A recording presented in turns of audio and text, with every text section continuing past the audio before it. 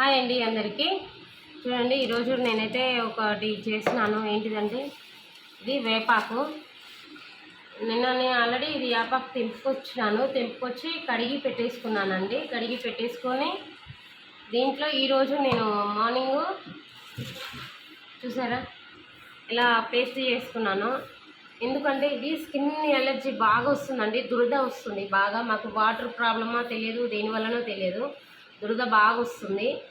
అందుకోసమే ఫస్ట్ నిన్న ఇది మంచిగా ఆకంతా కడిగి ఆరబెట్టేసుకొని ఈరోజు ఎట్లా అంటే సాల్ట్ కొద్దిగా పసుపు వేసుకొని, కొద్దిగా అంతా వేసానండి, సాల్ట్ ఎక్కువ వేయలేదు.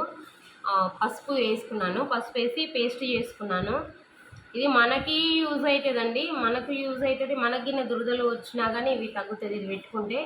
నెక్స్ట్ ఒకటి మా పెట్ ఉంది కదండి, మా డాగ్ ఉంది, మా పప్పి, వాడికి గిన్నె పెడతాను ఈరోజు అయితే.